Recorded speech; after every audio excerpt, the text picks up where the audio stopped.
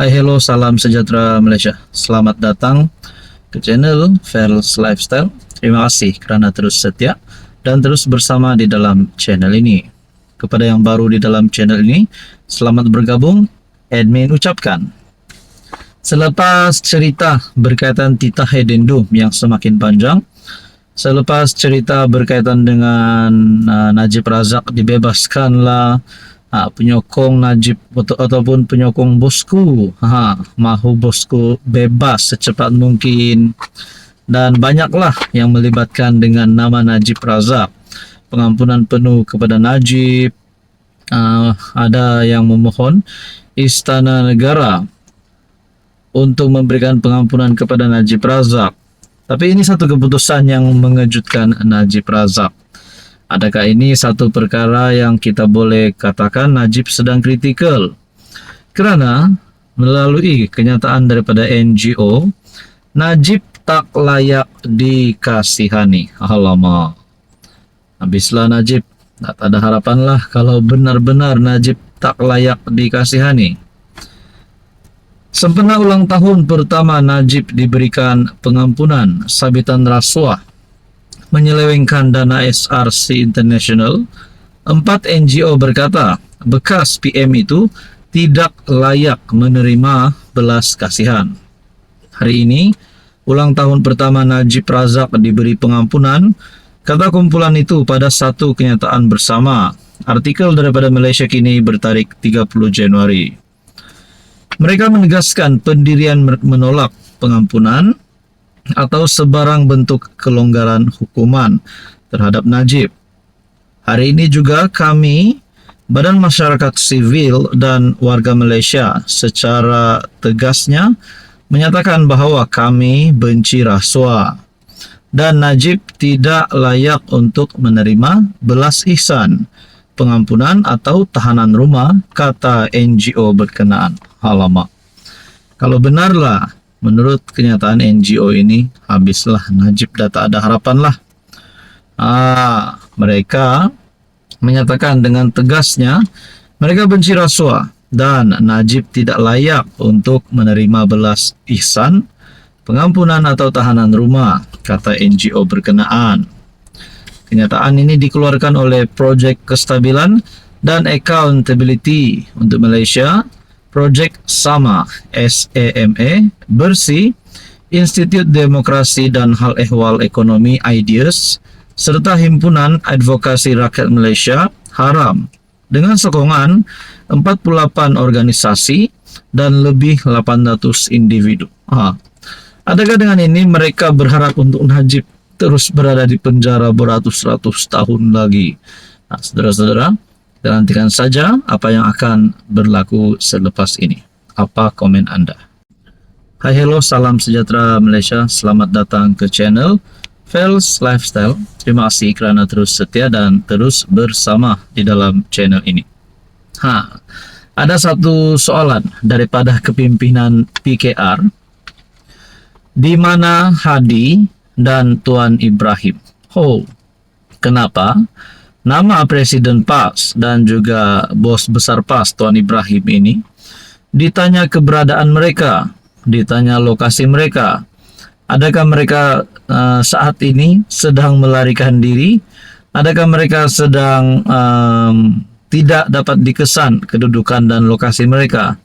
Ataupun mereka sudah hilang? Nah, saudara-saudara, menurut ahli parlimen PKR, di mana Hadi Awang dan Tuan Ibrahim ketika pemimpin PAS sebar fitnah? Ini satu tamparan dan satu kejutan kepada kepimpinan PAS, bukan saja kepada kepimpinan PAS, tetapi kepada seluruh kepimpinan Perikatan Nasional.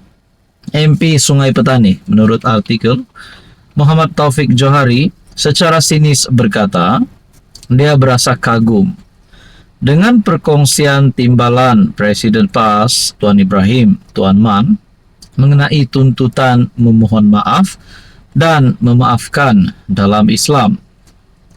Bagaimanapun Muhammad Taufik mempersoalkan sikap berdiam diri Tuan Ibrahim dan Presiden PAS Tan Sri Abdul Hadi Awang.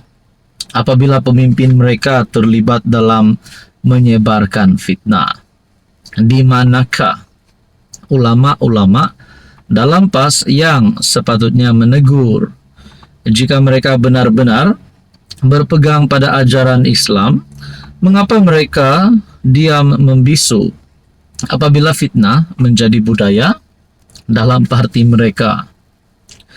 Pada 27 Januari yang lalu, Pesuruhjaya PAS Perak Razman Zakaria mengaku salah dan memohon maaf kerana mendakwa Menteri Belia dan Sukan Hana Iyo sebagai anak YTL apabila mengaitkan pemimpin DAP itu dengan tokoh korporat Yo Tiong Lei.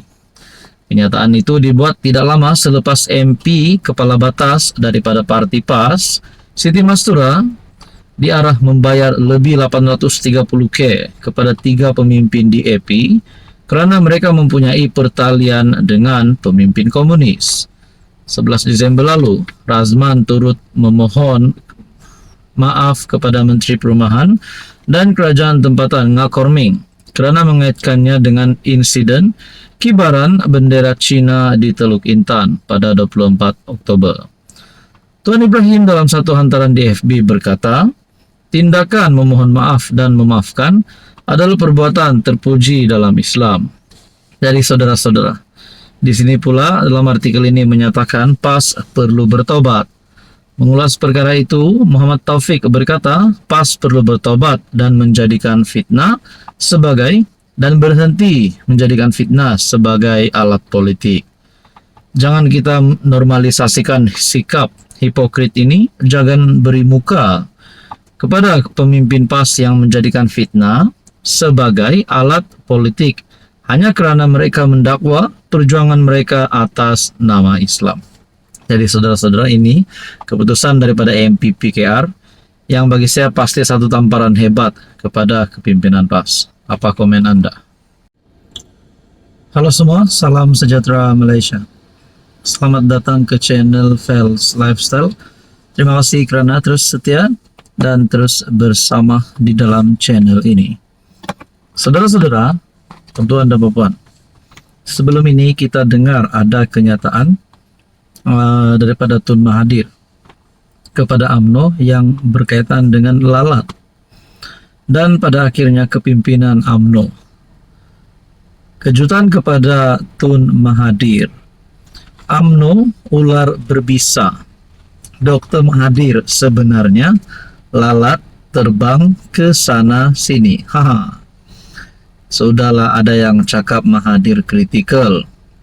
Kritikal kerana tak dapat tumbangkan Anwar kala teruk pada PRU 15 dan sudah terlalu tua. Pada akhirnya ini kejutan buruk untuk Tun Mahathir. Ketika Presiden UMNO Ahmad Zahid mengambil pendekatan lebih lembut dalam menjawab kenyataan Dr. Mahathir, MKT ataupun Ahli Majlis Tertinggi UMNO Puat Zarkashi pula mengambil pendekatan berbeza. Dalam satu hantaran, Muhammad Puat menyamakan UMNO sebagai ular berbisa dan menyifatkan Mahathir yang berusia lebih 9 dekad sebagai lebih layak digelar lalat.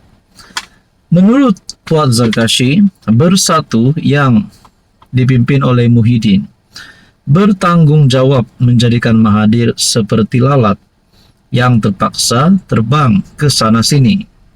Akhirnya dia dijadikan lalat oleh grup Muhyiddin. Dia diterajang daripada Parti Bersatu kerana dituduh jadikan Bersatu lalat kepada DAP sehingga kala teruk PRK Tanjung Piai. Tun M terpaksa terbang ke sana kemari macam lalat mencari tempat baru, kata Puat Zarkashi. Muhammad Puat mengulas perumpamaan diberikan Mahathir kepada UMNO. Digelar sebagai lalat dalam kerajaan kerana takutkan DAP. Mahathir menggunakan perumpamaan itu selepas Ngakorming membidas Ketua Pemuda UMNO Akmal Saleh yang baru-baru ini mengajak pemimpin DAP itu berdebat mengenai isu jualan sandwich ham yang mencetuskan kontroversi. Nah, saudara-saudara, ini satu kejutan buruk untuk Tun Mahathir. Nah, sebenarnya menurut kepimpinan UMNO adalah ular berbisa, manakala Mahathir pula sebenarnya hanyalah lalat. Terbang ke sana ke sini. Saudara-saudara, tuan-tuan dan puan, apa komen Anda?